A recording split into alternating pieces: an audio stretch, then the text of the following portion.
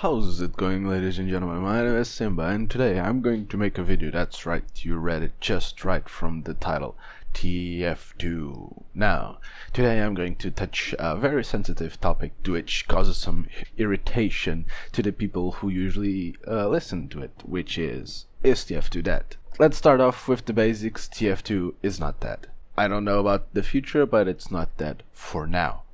TF2 is one of those games that he will just very hardly die. First of all, because it's free, and second of all, because it's a whole lot of fun. This game has always been known for its rather high skill level. You need to get a few hours on the game, and a considerable amount of hours in the game to actually get enough skills to call yourself reasonable. Not even good, but reasonable. And so what's been happening lately, at least from my point of view, is that more experienced players are leaving to Overwatch or to just, quit video games in general, and we're getting a lot of new players. So the skill level is decreasing because we get new players with a low amount of skill, and the more experienced players with a higher amount of skill are leaving. So the balance is kind of, tilting to one side. And I'm sure the fellow competitive players from TF2 or UGC, you have noticed how lately the premium ship tires or the platinums, let's be honest, those divisions are a fucking joke.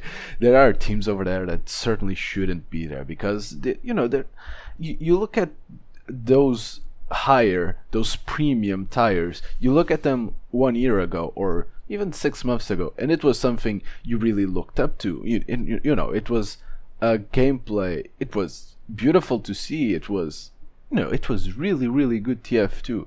Now you look at it, it's just, yeah, you still have the same good teams, most of them quit, but it has to come new teams to replace the ones that quit. So if the new ones aren't as good as the old ones, that means the skill level will decrease, and that's what's going on. If you look at a few teams that are right now playing on premium ship on the sixes, for example, on the sixes season, you will see that most of them, they are a fucking joke. They most definitely shouldn't be in premium. That's where this TF2 is dying idea comes from, because people look at it and they think just because the more experienced players are leaving, it means the game is gonna die.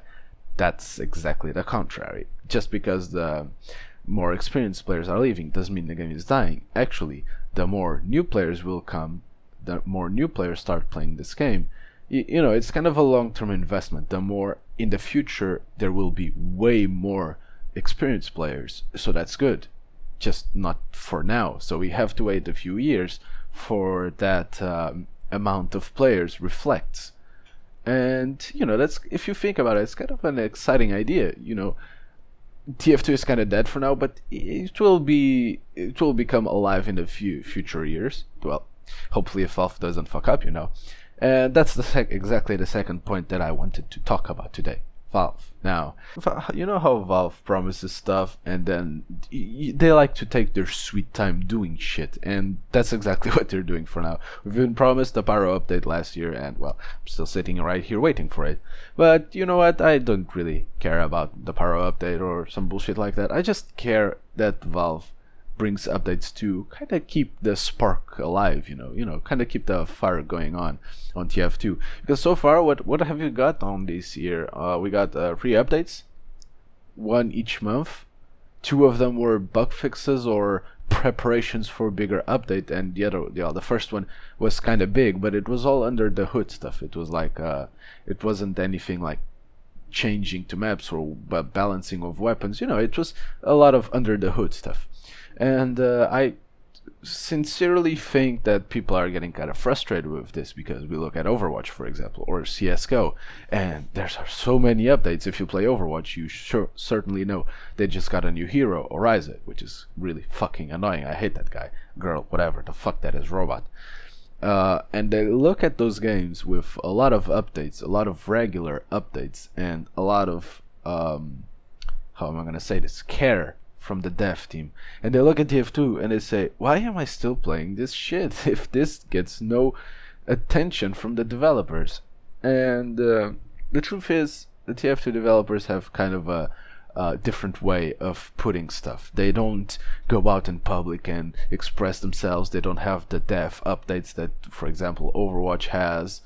They just like to keep it for themselves for as long as they need. They like to be private. They don't like to overhype stuff. I really think, because every time Valve overhyped stuff, it has been a complete shitstorm when it comes to updates. I'm talking about Halloween update. You know, I think Valve is kinda scared of coming out in public with new updates or stuff like that as regularly as we wanted to, because we always backlash at them. There's always that one guy called Simba shit talking them, saying how bad stuff are, you know, and it's kinda our fault for having Valve being so private and so scared of coming out in public as they are.